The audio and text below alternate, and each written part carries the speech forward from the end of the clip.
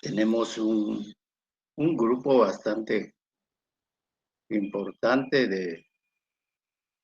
de alumnos, entonces vamos a iniciar nuestra sesión del día de hoy. Previamente a ello vamos a hacer un par de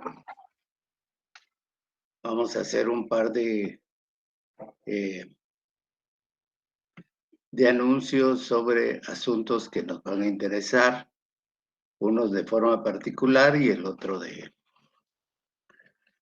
manera general. Uno de ellos es que para los compañeros que solicitaron su examen extraordinario, pues lo iban a hacer el viernes pasado, sin embargo no se pudo, entonces lo vamos a realizar para el día martes, es decir, de hoy en 8 días a la hora de la clase. Así es de que pueden llegar preparados para ese día porque tendrán su examen, su segundo examen parcial y así de esa forma tener su zona para el examen final, saber cuánto tienen de zona para su examen final. El otro punto es que las notas las voy a subir hoy al terminar la clase. Ya terminamos de calificar y vamos a subir los resultados de ese segundo examen parcial. La tercera es que van a tener una lectura obligatoria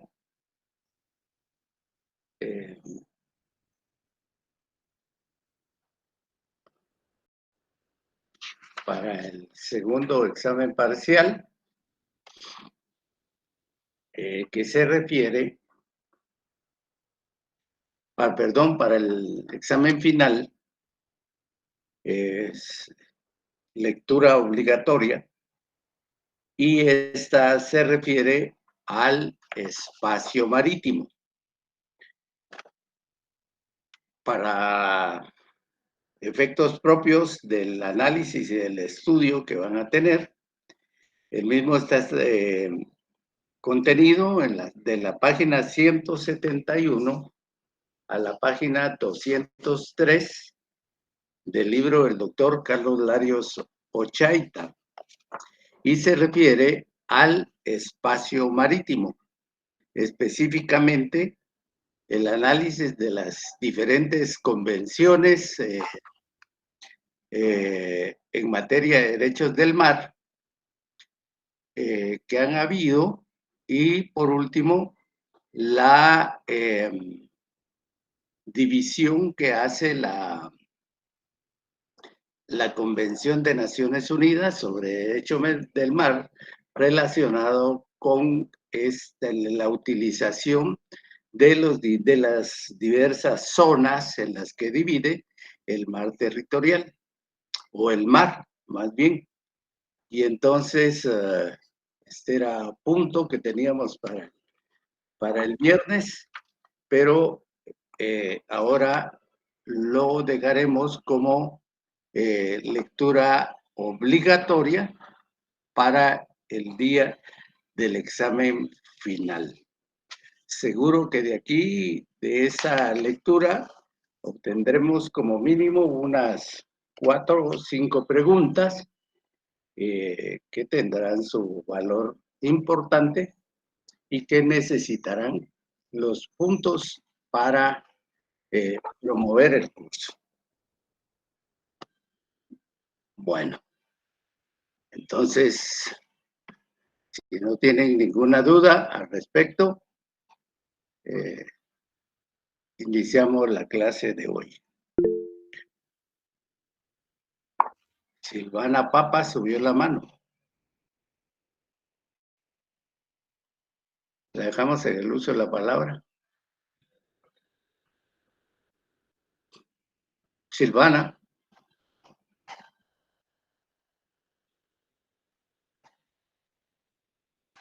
No está.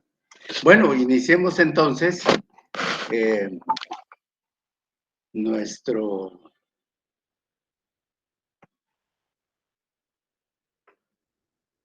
sesión y entremos a platicar sobre el espacio aéreo, que es otra. Hoy vamos a hablar del espacio aéreo y del espacio extraatmosférico o espacio espacial. Vamos a ver cómo Naciones Unidas ha tratado estos diversos temas y cómo ha dividido ese espacio que se produce también para delimitar la soberanía misma del Estado o para establecer y hacer efectivo el ejercicio de la soberanía también en esos ámbitos.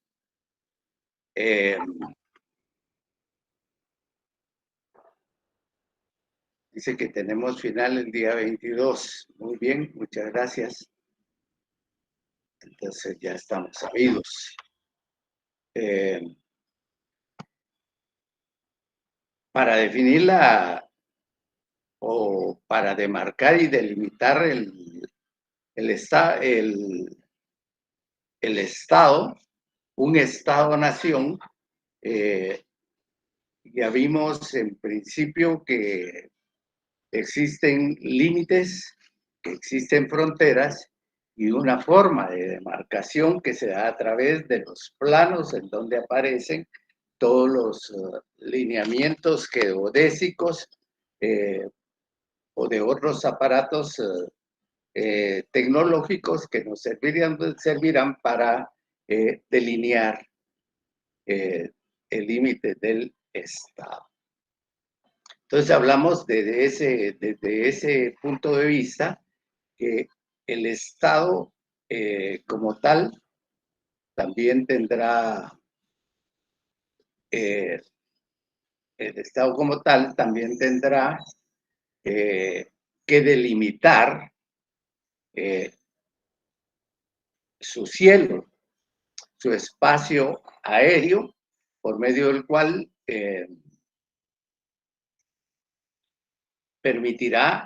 no permitirá, elaborará reglamentos internos, pero también se adherirá a los convenios internacionales que en materia de derechos, que en materia del derecho al espacio, al uso del espacio aéreo por parte de otros estados limítrofes o de otros estados, también se hace necesario. Y en ese sentido lo delimita en principio con los límites existentes con relación a su espacio territorial. Dentro de ese espacio territorial también su soberanía trascenderá al espacio aéreo, pero también tendrá que medirlo si lo delimita desde el punto de vista de la altura.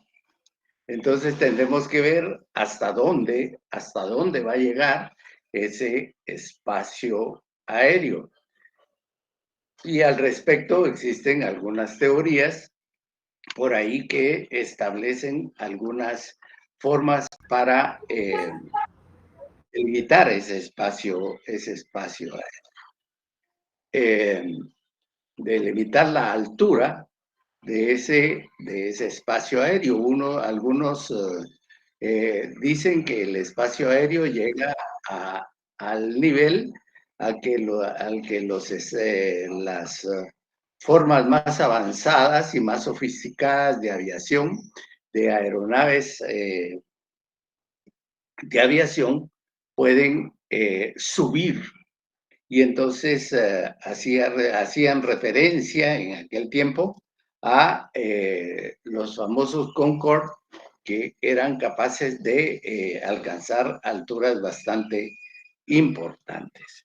Otras hablan con relación a cuántos pies de altura, y algunas otras dirán que el espacio aéreo llega al límite en cuanto a la altura, llegará al límite en donde inicia el espacio extraatmosférico o extraespacial. Entonces tenemos desde ese punto de vista que se produce una delimitación de ese espacio territorial en el cual los estados ejercen la soberanía, el ejercicio de su soberanía, el ejercicio de su jurisdicción, que llega a alturas importantes. Entonces vamos a ver cuándo surge ya esa preocupación que se produce entre los estados para hablar ya de aeronavegación, o hablar de ejercer una soberanía para la utilización de ese espacio aéreo. Y entonces la respuesta se produce con la industrialización de la aviación, que la misma se da con la industrialización de la aviación, cuando la aviación ya en vez de ser un deporte propiamente, ya sirve para el transporte de carga, el transporte de equipaje, el transporte de personas, de pasajeros, lo que se denomina cabotaje a nivel nacional, y que por la movilidad, porque el hombre desde sus inicios ha sido nómada, o se ha trasladado de diferentes lugares, ya sea por las mismas relaciones de carácter internacional, por la misma interconexión que se produce dentro de los estados, que los seres humanos, por intereses de carácter laboral, por intereses de carácter económico, por intereses de carácter deportivo, ya sea que se trasladen los deportistas para participar en una justa deportiva, que puede ser en la China, que puede ser en el Japón, que puede ser en Europa o en los mismos Estados Unidos. Pues para ello necesitan transportarse. Y en ese transporte no solo se traslada la persona misma, sino que además de ello se traslada su equipaje. Y entonces, al trasladar, al existir todas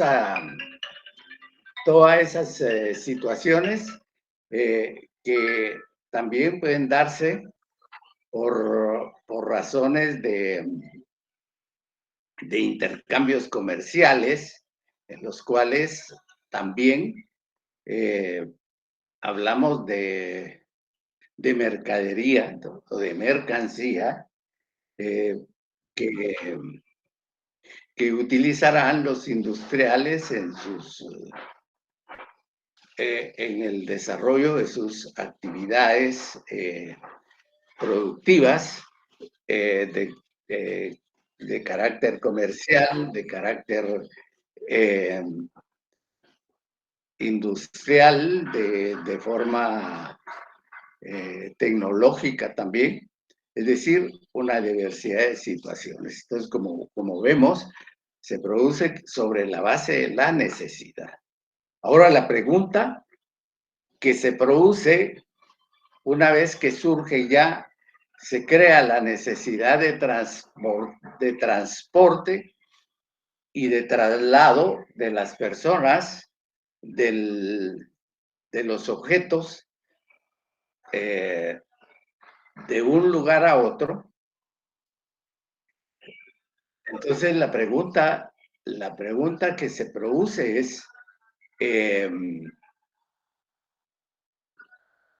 ¿existe como resultado de eso al igual que lo que decía el padre del derecho internacional, Hugo Grocio, con respecto al mar territorial o a la utilización de la navegación en los mares,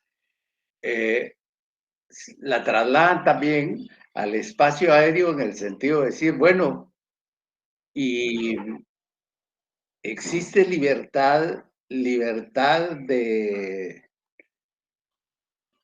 de utilización de un derecho, de un espacio aéreo ajeno, de un estado ajeno, o de diversos estados ajenos. Existe libertad para que los estados no solo a través de su industria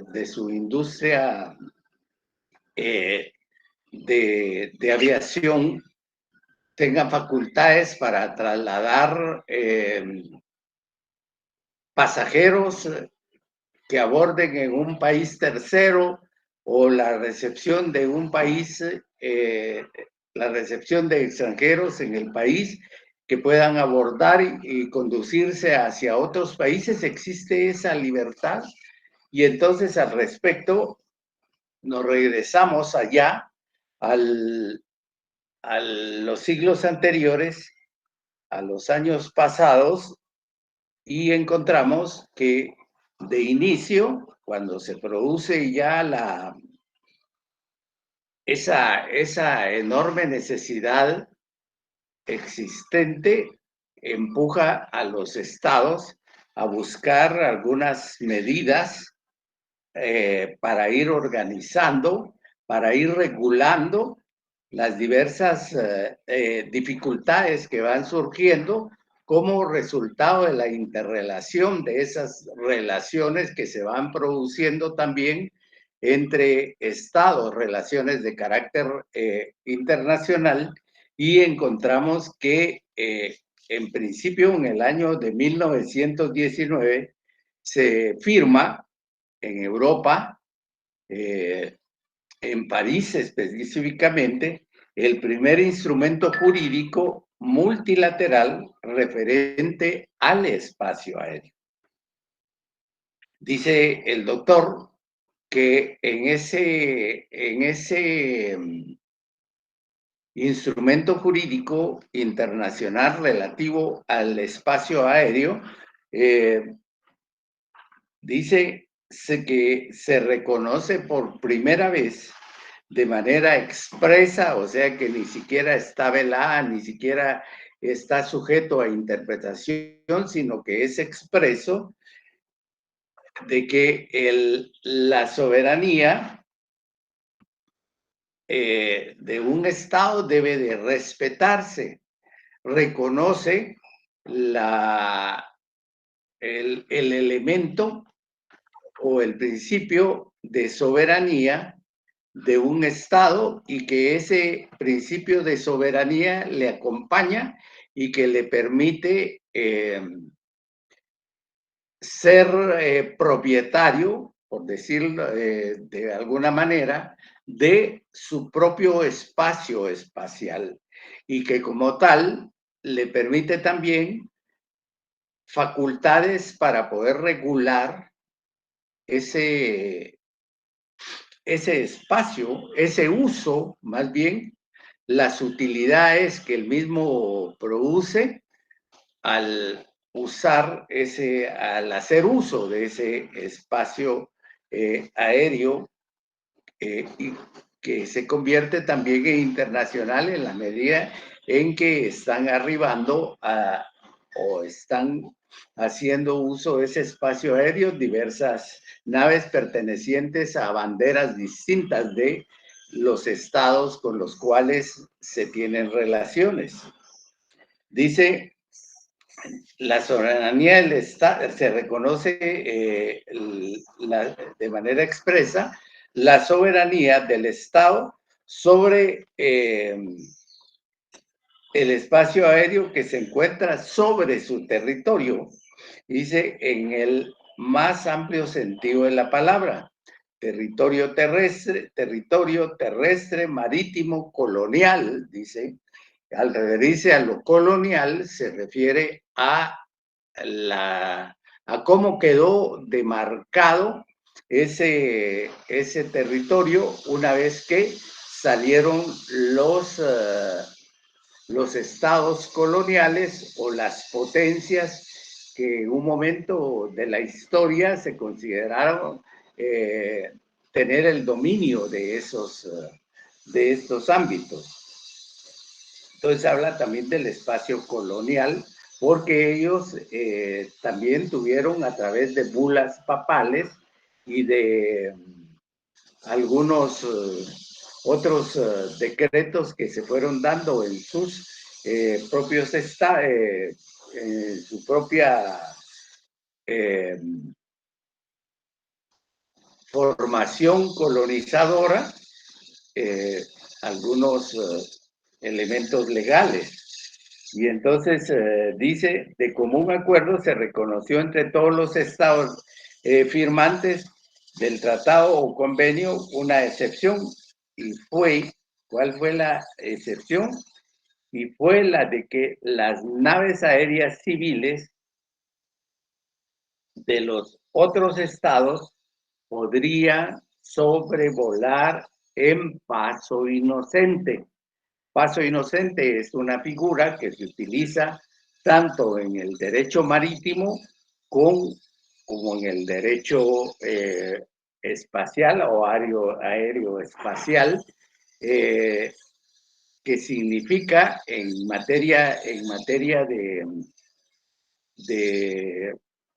el derecho marítimo el permiso que les otorga el Estado a determinados buques no militares, mercantes o de personas, para que se trasladen de manera rápida o se utilice de manera rápida el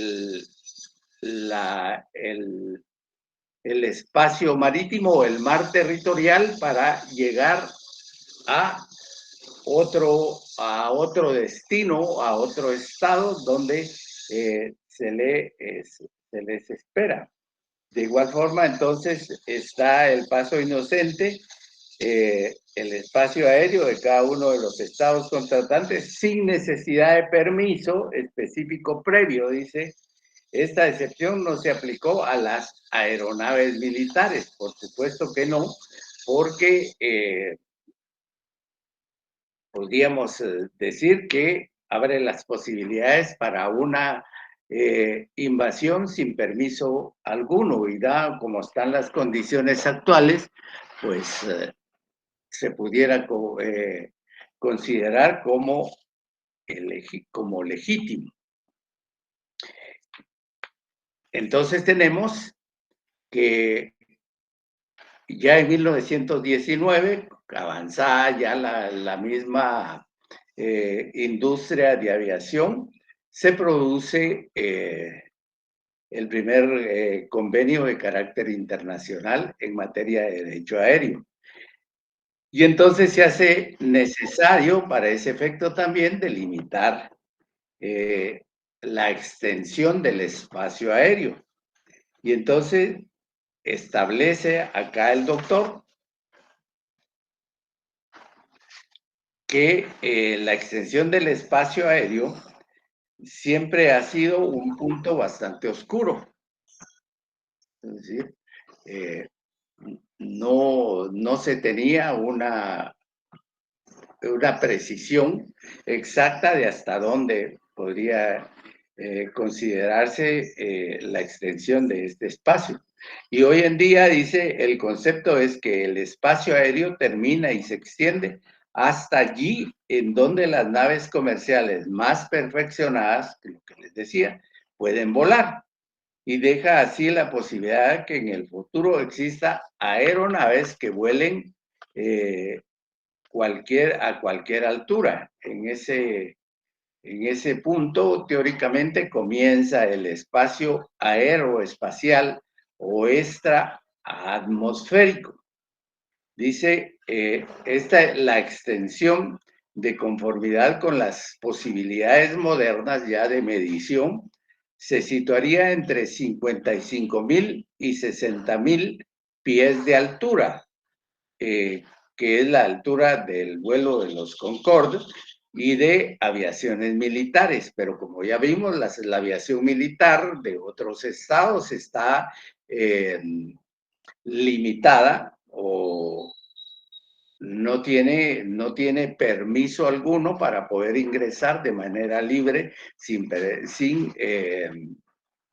afectar sin que se pudiera decir que hay una agresión al espacio aéreo internacional. Si vemos cómo en algunos momentos cuando alguna aeronave atraviesa o pretende rebasar los límites o traspasar los límites aéreos de un estado, de inmediato levantan los MiG para advertirle que está dentro del espacio aéreo de un estado y que no tiene permiso alguno y que por favor reconduzca su corredor aéreo para no tener problema alguno con ese estado. Y además de ello, está la protesta que realiza el mismo estado en cuanto a que hubo violación del espacio aéreo por parte de una aeronave con una bandera diferente. Dice que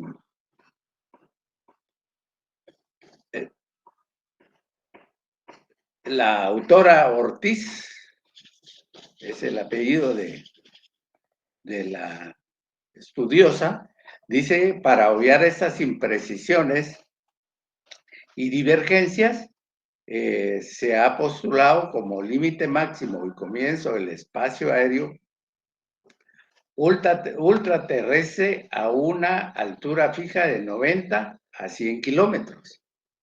Este punto de vista tiene la ventaja de fijar con certeza un límite aplicable a todos los países y permite determinar con suma facilidad si un objeto dado se encuentra en el espacio aéreo. Tomemos en cuenta la importancia de fijar una extensión, un máximo hasta dónde pueden las aeronaves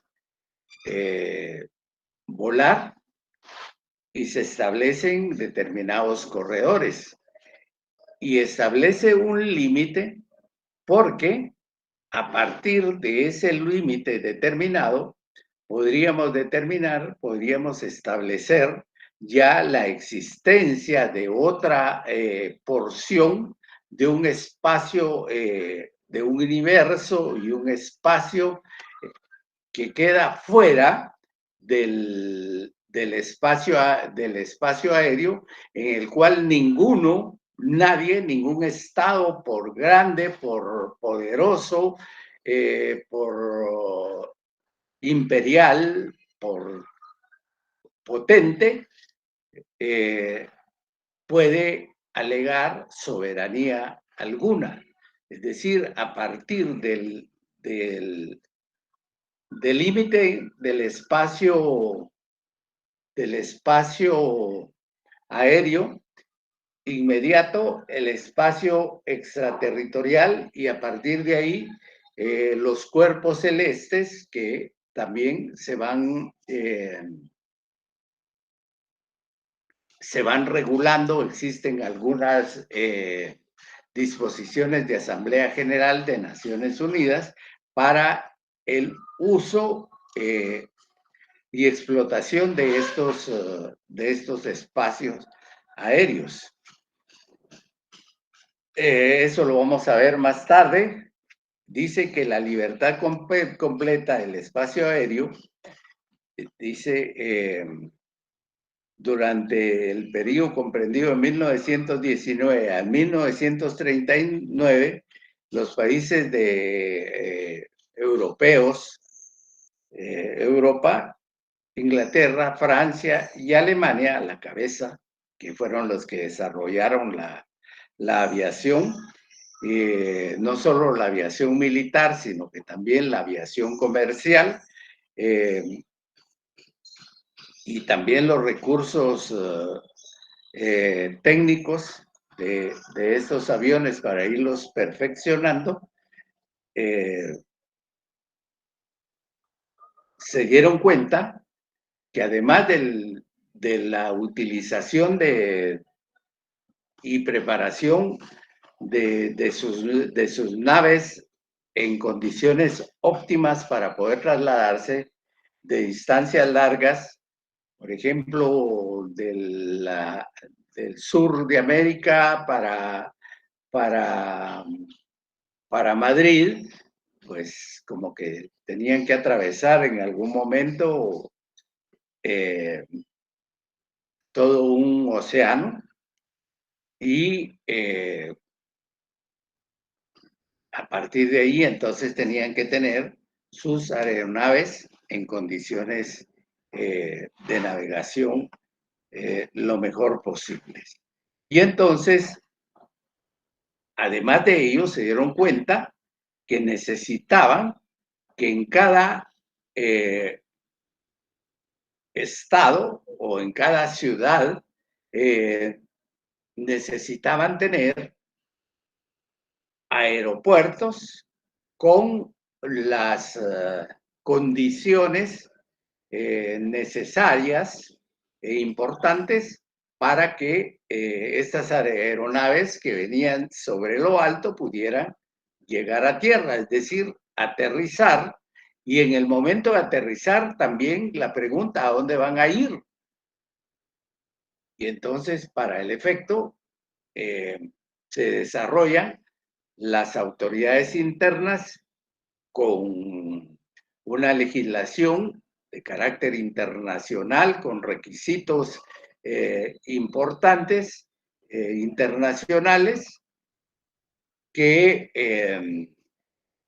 permitieran a los pasajeros una comodidad para el desplazamiento y el control mismo de su migración, el control mismo y de los motivos de su viaje, para lo cual quedaron los espacios necesarios de aduana, migración y Interpol, ya las policías ahí también, en el control de drogas, antidrogas, todo eso. Entonces se produce la necesidad también de crear aeropuertos o puertos finales donde van a llegar los estados que van a recepcionar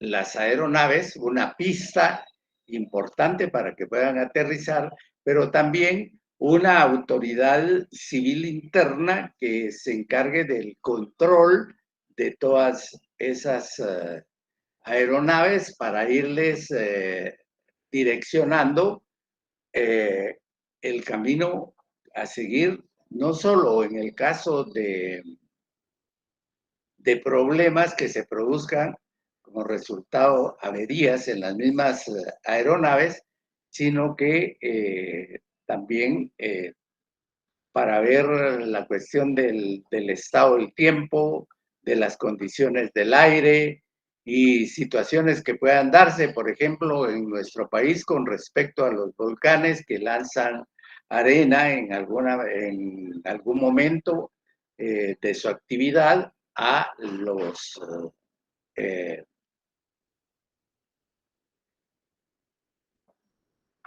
los aeropuertos, que hagan imposible la utilización de esas aeronaves. Por eso hay necesidad de reconducirlos o a El Salvador o algún otro aeropuerto inmediato, a Petén, para que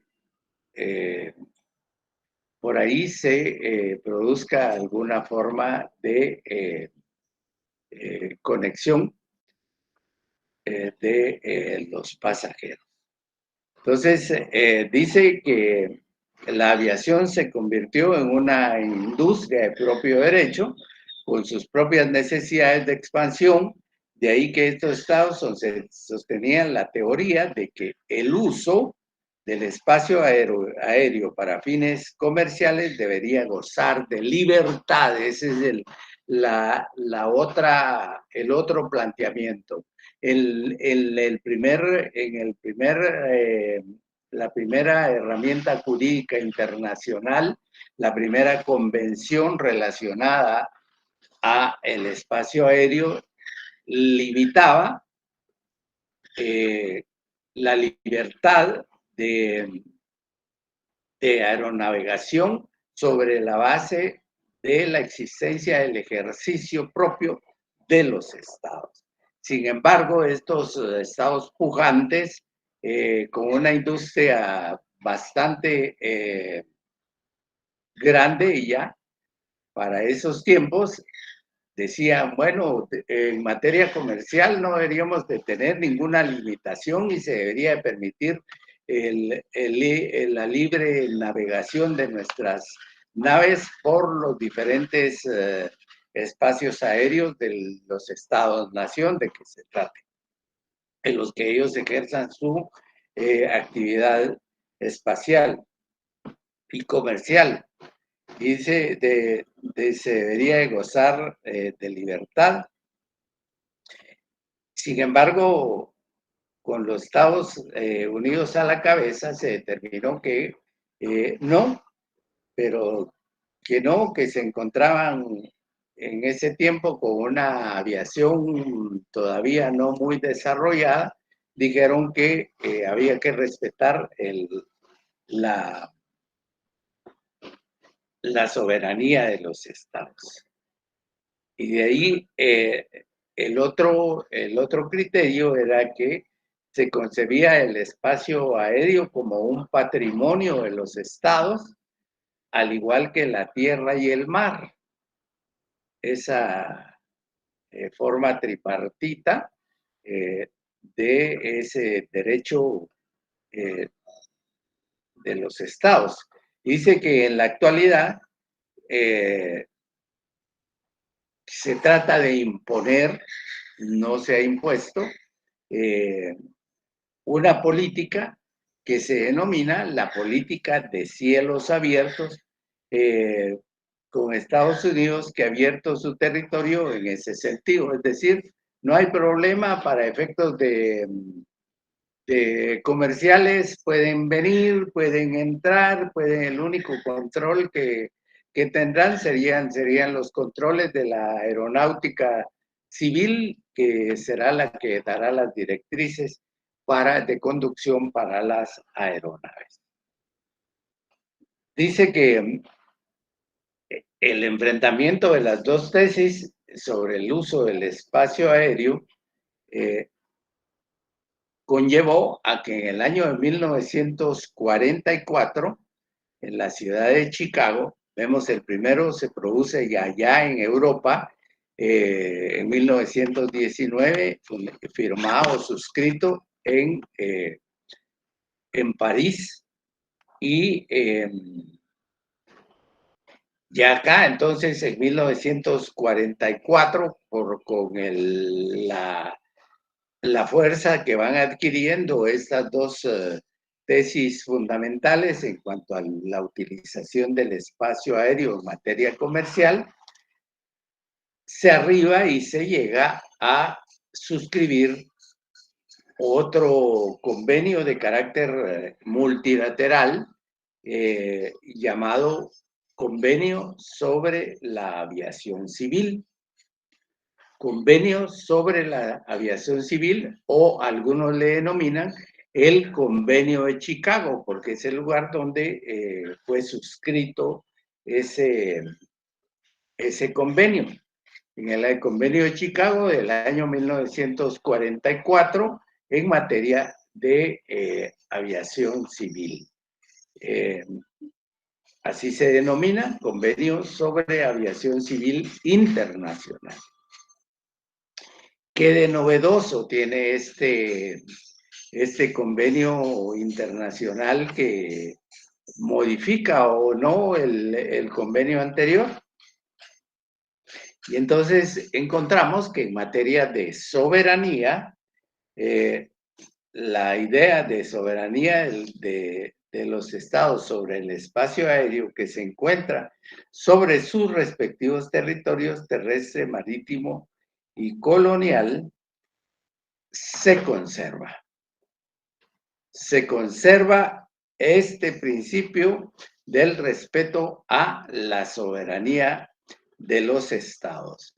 Se ratifica entonces el concepto que deviene de la anterior convención de 1919 y se llega a la convicción de que es necesario el respeto a la soberanía de los estados.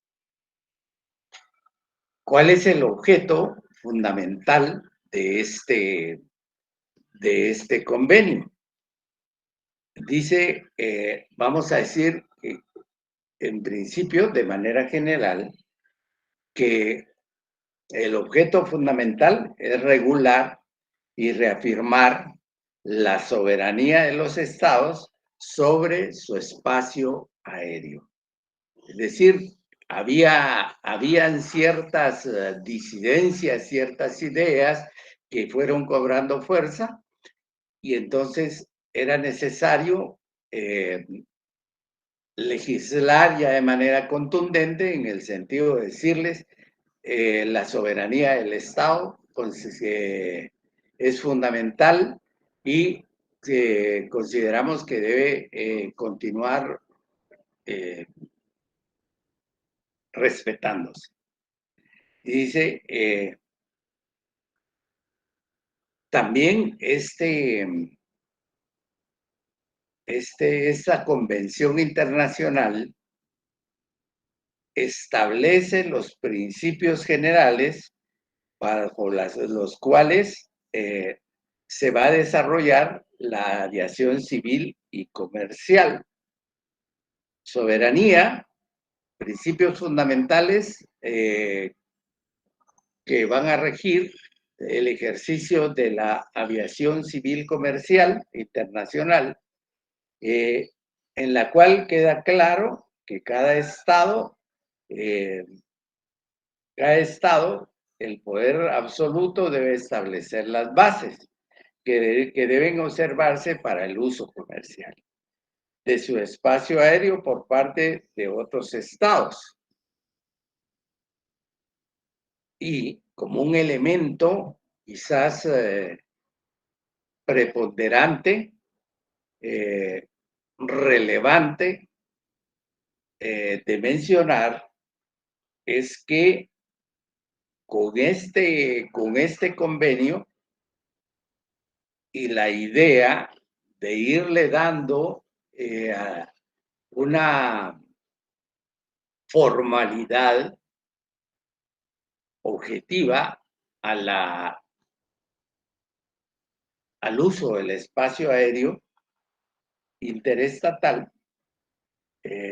se crea una organización internacional en materia de derecho civil comercial internacional, que se denomina Organización Internacional, Organización de Aviación Civil Internacional. Organización de Aviación Civil Internacional, por sus siglas OACI, conocida por sus siglas en el mundo como la OACI, que será la institución encargada de desarrollar los estudios y de mejorar la operación de la aviación civil comercial y de garantizar el máximo de seguridad. Es decir, ahí la OACI es la que generará una serie de reglamentos importantes para el buen desarrollo del derecho aéreo internacional. Y al efecto dice que el contenido general de las funciones y atribuciones de esta organización regula lo referente a las aeronaves sin piloto, al cabotaje, a las zonas prohibidas, porque creará corredores para navegar, impondrá de manera obligatoria el establecimiento de aduanas, de aeropuertos, como veníamos hablando, con el control también de enfermedades, es decir, por ahí a través de los mismos el Ministerio de Salud, una sección, una extensión que se encargará del control de las enfermedades, de la inspección misma de las aeronaves. Eso sí, la identificación de toda aeronave para poder llevará un registro y se identificará con el pabellón de su propia nacionalidad, registro de nacionalidad, las licencias al personal, todo tipo de licencias que van desde el mismo mantenimiento de los mecánicos, de los ayudantes, de los mecánicos, de los jefes de mecánicos, de los pilotos,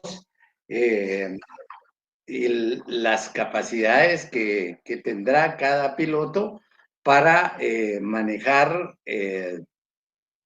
determinadas aeronaves o determinado tipo de aeronaves que pueden ser algunos para manejar únicamente monomotor, bimotor,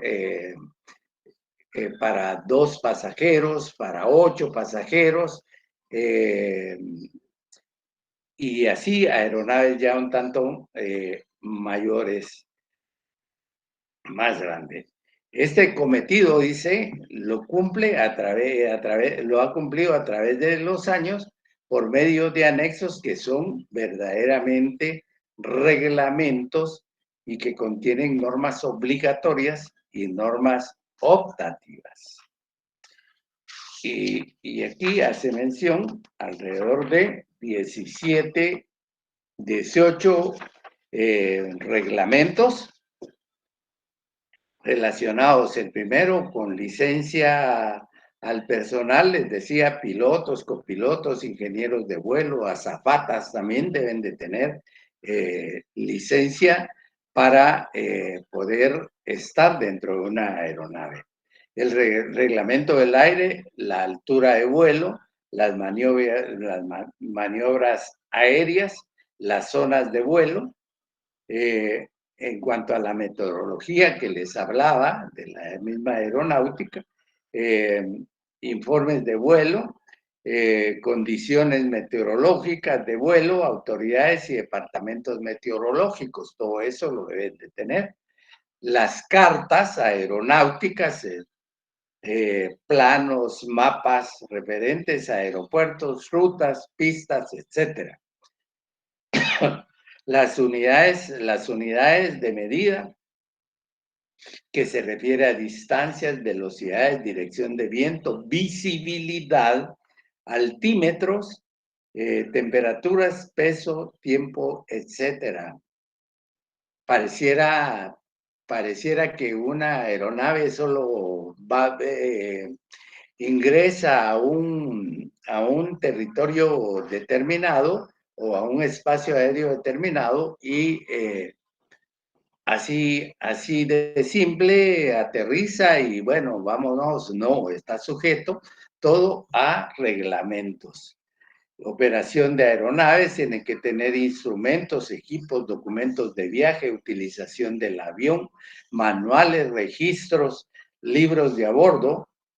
Tiene que tener sus marcas de registro, las matrículas, el carácter, los símbolos, las letras, en forma de evidenciarlas a la vista sin necesidad de utilizar algún tipo de instrumento para poder observarlas. El reconocimiento de certificados también, la estructura de la nave, condiciones de despegue y de aterrizaje, y así hace referencia a los aeródromos, las características físicas de las pistas, de las luces, de las oficinas, de las zonas de aproximación, de las zonas de taxeo, es decir, cuando ven ustedes, tienen que haber los caminamientos por los cuales las aeronaves se conduzcan a los diferentes andenes para que pueda ya sea ingresar o egresar pasajeros y personal de la misma aeronave. Las zonas de parada, calles de rodaje, esas son a las que me refiero, y la plataforma de abordaje. Eso está con respecto a los aeropuertos mismos, los ruidos permitidos en las cercanías de los puertos hacia las ciudades. Como podemos ver, el aeropuerto nuestro ya, o el aeropuerto de Guatemala, el aeropuerto La Aurora, es un aeropuerto con determinadas limitaciones y con alto riesgo por encontrarse dentro de la misma ciudad, por lo que la misma municipalidad no permite dentro de ese corredor de aterrizaje y de levantamiento de la aeronave, no permite la edificación de algunas construcciones de edificios de más de 6 niveles. Servicios de información, publicación, todo. La seguridad también y el transporte sin riesgo de mercancías peligrosas por vía aérea. Por ahí existen algunos documentales con respecto al control de sustancias ilícitas en los aeropuertos y de cómo detienen a las personas que transgreden la normativa y conllevan sustancias de carácter ilícito para llevarlos de un lugar a otro. Algunos utilizan su mismo cuerpo para transportar esos ilícitos. Dice que esta organización de aviación civil consta en su estructura orgánica, tiene como órgano máximo una asamblea general, de donde se toman las disposiciones. Tiene también un consejo encargado de nutrir de información a la misma asamblea general, una comisión de aeronavegación, y tiene una secretaría general, por supuesto que es la vocera, la representante legal también de la misma institución de aviación civil internacional.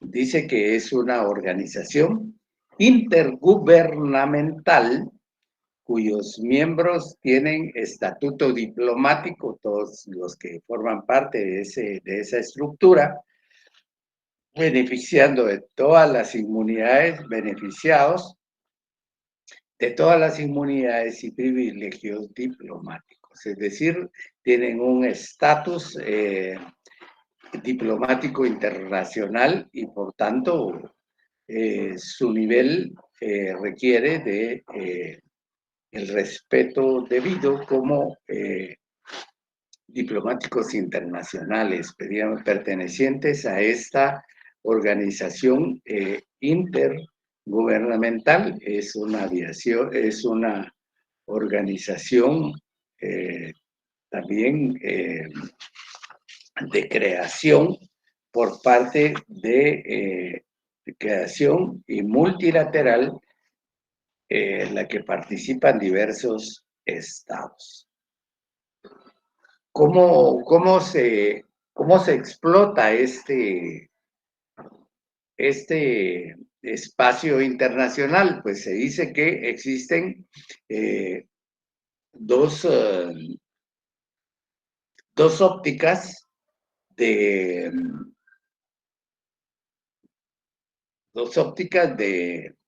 explotación de este espacio.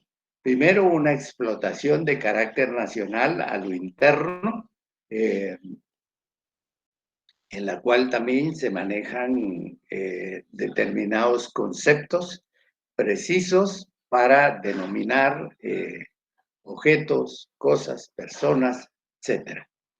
Y dice que entonces la explotación es de carácter, se le denominará explotación de carácter nacional, y luego también tendrá otra forma que es la explotación de carácter internacional. Entonces las formas de explotación será explotación nacional y la explotación internacional. Esta derivan de un concepto general que es explotación del espacio aéreo. Entonces hay una explotación, lo divide en explotación de carácter nacional y en explotación de carácter internacional. Entonces, la explotación nacional, decíamos, es a lo interno, y en la cual se utilizan determinados conceptos, denominaciones específicas, como les decía, de objetos, cosas, personas, mercancía, equipaje.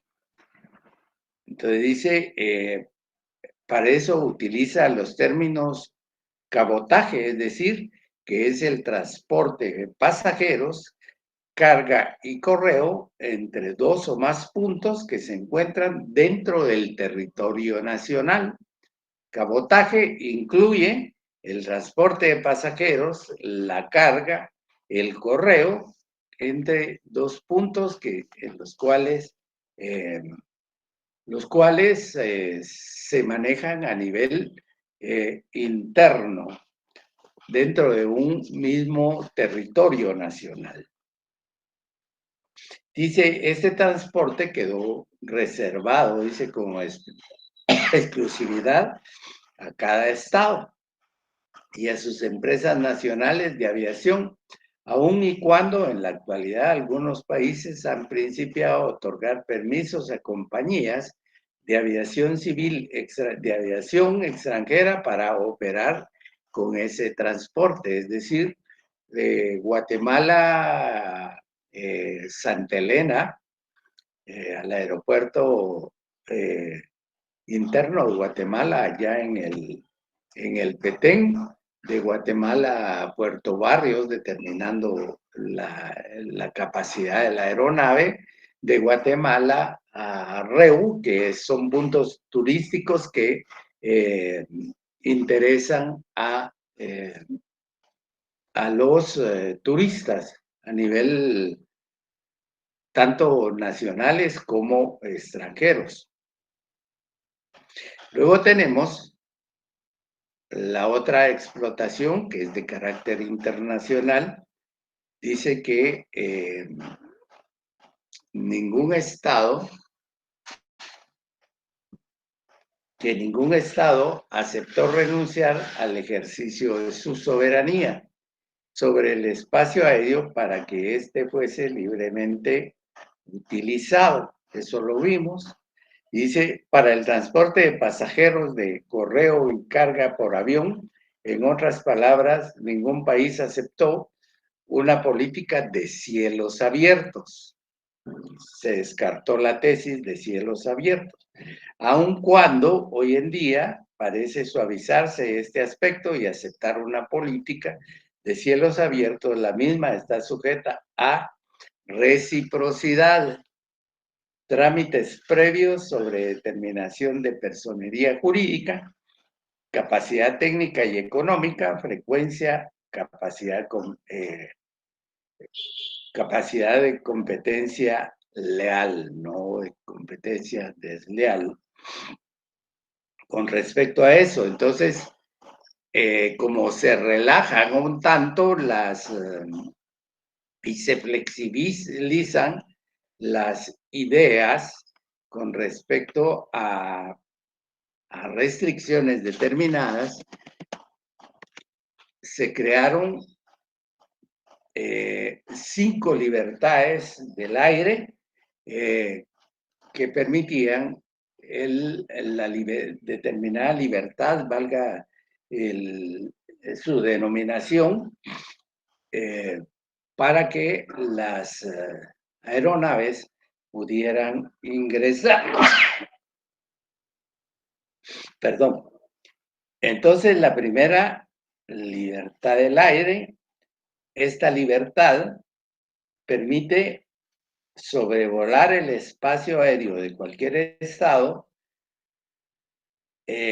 con la limitante de que no se puede aterrizar en el estado sobrevolado con el objeto de desembarcar o embarcar pasajeros, correo y carga.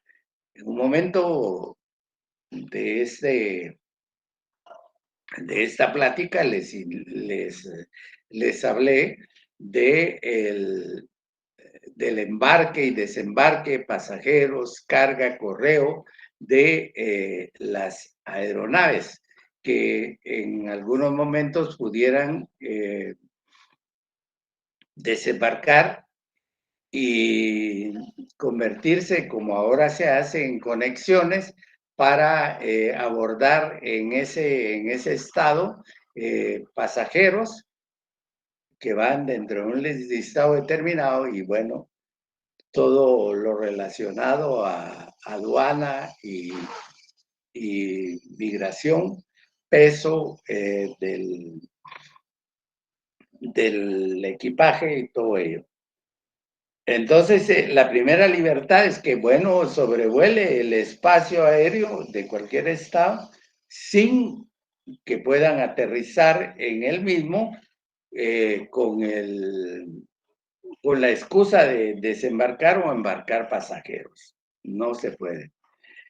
La segunda libertad se refiere a la libertad de aterrizar en cualquier estado con fines puramente técnicos, reparaciones de emergencia, llenar tanques, Se puede aterrizar, pero no se puede embarcar ni desembarcar ni embarcar pasajeros con el objeto de explotación comercial, negocios o turismo.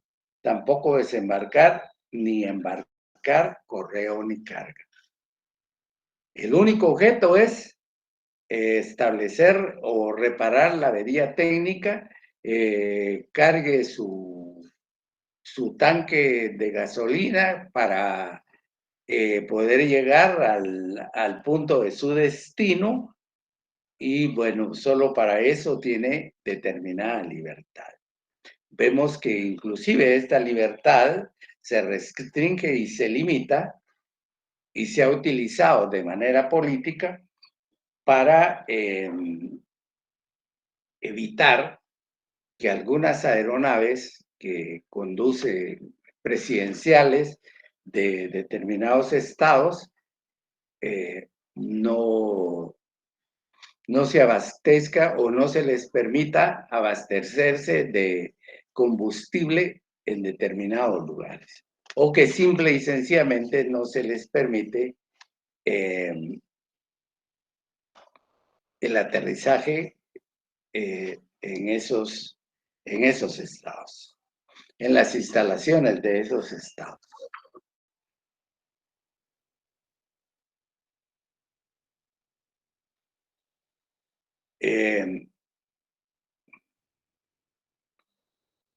Aquí da el doctor algunos ejemplos. Dice, estas dos libertades se consideran técnicas, las dos libertades que vimos, porque fin es un paso inocente, sí, efectivamente, o una cuestión técnica. Paso inocente porque va de un lugar a otro sin aterrizar y sin hacer ningún objeto de comercio. Y es técnico porque las circunstancias obligan al aterrizaje para abastecerse de combustible o la reparación de alguna avería. Por ejemplo, dice, avión con armas que venía a Inglaterra y aterrizó en Santo Domingo. Que ahí fue detenido. No podía ser detenido puesto que su parada fue técnica. Y este fue un caso netamente guatemalteco. Libertades comerciales, libertades comerciales, dice. Las primeras dos son técnicas. Las siguientes son de carácter comercial. Estas tienen como objeto un negocio. Tal el caso de transporte de pasajeros, carga y correo contra remuneración entre dos o más estados. Es decir, aquellos que tienen aviones que se encargan de llevar correo, de llevar mercadería, de llevar algunos objetos, documentos inclusive, de un estado a otro, de Guatemala a Europa, de Guatemala a Estados Unidos, para de esa manera facilitar las cosas a las personas que están en otros estados. Dice la tercera, es la tercera libertad del aire, dice libertad, derecho de desembarcar pasajeros, carga y correo provenientes del estado cuya matrícula porta la aeronave. Es decir, puede desembarcar los pasajeros que venían al lugar o que venían a ese estado provenientes del estado cuya matrícula porta la aeronave. Cuarta libertad del aire es un derecho también de embarcar carga y correo con destino al estado cuya matrícula porta la aeronave. Es decir, bueno, aterrizó, desembarcó, pero también le permite embarcar a nacionales, turistas que vayan al estado proveniente de la matrícula que lleva la aeronave. No solo puede embarcar pasajeros, sino que también puede embarcar carga, puede embarcar correo que vaya hacia ese estado. Y la quinta, libertad del aire, que es otro derecho que otorga, tiene el derecho de cargar, de embarcar pasajeros, carga y correo en un estado diferente al estado de la matrícula de la aeronave, con destino a otro estado, diferente al estado de la matrícula de la aeronave. Esta quinta libertad admite múltiples variantes. Es decir, esta es la más amplia y de la cual se basa en la actualidad las compañías y las aerolíneas internacionales para el flujo, transporte, el flujo y transporte de correo, mercaderías, pasajeros, en el cabotaje propiamente. Entonces dice que el Convenio de Chicago estableció estas 5 libertades económico-comerciales que no estaban incluidas dentro del intercambio mutuo multilateral que se hicieron las partes contratantes. Dejó a los estados en libertad de negociar en la forma que mejor conviniera a sus intereses. Aquellos estados que representan un atractivo especial para el turismo, para los negocios, para las inversiones o para el comercio general, consideran el espacio aéreo como un verdadero patrimonio nacional, porque permite desplazamientos rápidos y económicos, así como seguros para los usuarios. Las formas de explotación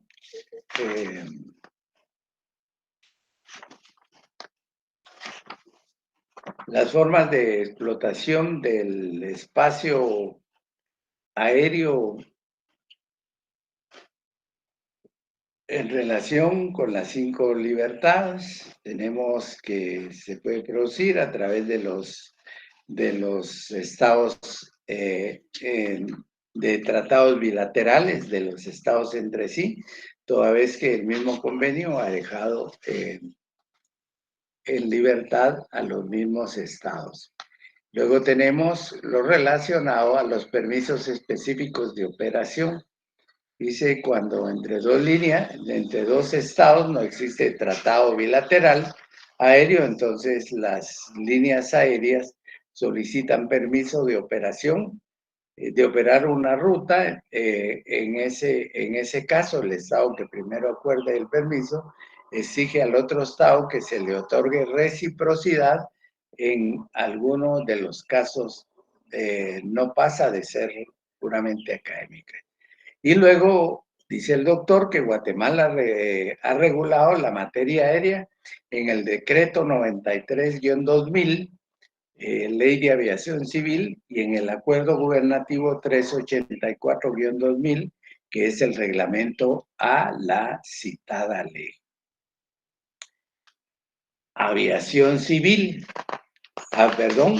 Vimos lo que es la aviación civil y ahora veamos qué sucede con respecto a la aviación militar, porque de una u otra forma no podemos negar este hecho. En lo que se refiere, dice, a la aviación militar, ningún estado renunció a la soberanía ni a su ejercicio en el espacio aéreo. Absolutamente todas las aeronaves militares necesitan permiso especial para sobrevolar por cualquier motivo el espacio aéreo de otro estado. la violación de esta regla se castiga con el ataque al intruso.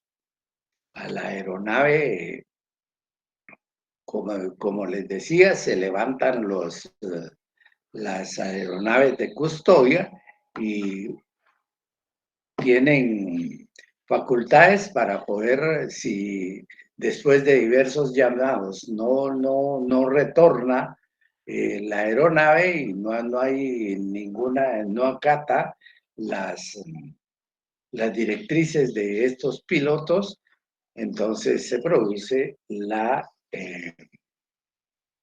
utilización de la fuerza. Dice, libertades del aire y el ejercicio de la soberanía. Dice que las libertades del aire, tanto técnicas como comerciales, están sujetas a determinadas restricciones y se aplica únicamente a la aviación civil.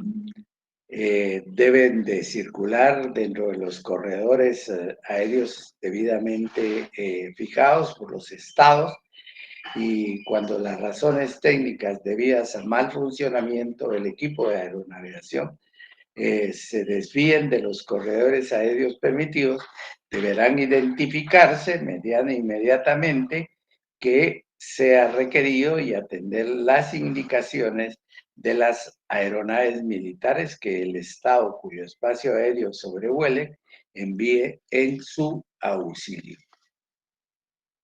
Hay diversos ejemplos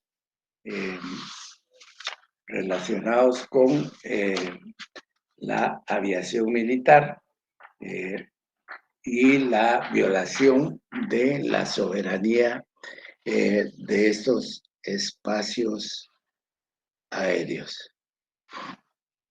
Vamos a ver acá de manera muy general.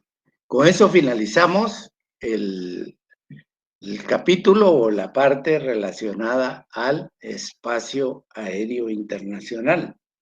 Vamos a entrar ahora al espacio extraatmosférico o espacio espacial, lo que está fuera del espacio aéreo de un estado donde ejerce soberanía.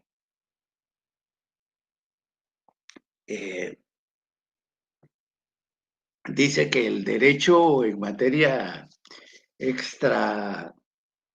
espacio extraatmosférico se encuentra todavía en un proceso de formación que se viene dando a través de las diversas resoluciones que la Organización de Naciones Unidas ha emitido, acordado para la utilización, uso, seguridad y protección de este espacio a efectos de que no sea utilizado de forma militar, que se considere ese espacio como un espacio de investigación, de análisis en beneficio de la propia humanidad, y que ningún Estado pueda realizar dentro de ese espacio o pueda utilizar ese espacio para llevar a cabo maniobras, acciones o investigaciones de carácter militar. De esa manera, sus satélites, como es el caso de la Luna, también tienen ya como parte de esta formación de regulaciones, tiene también sus reglamentos de utilización, de uso de ese satélite. Sí, pero todavía no son las 3:42, son todavía. dice que tienen otro curso.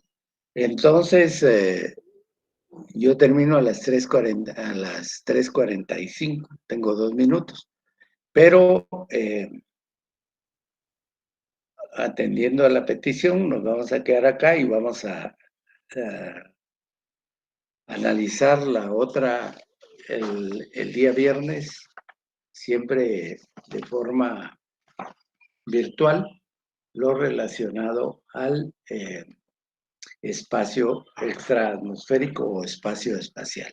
Que tenga muy buena tarde y nos vemos el día viernes.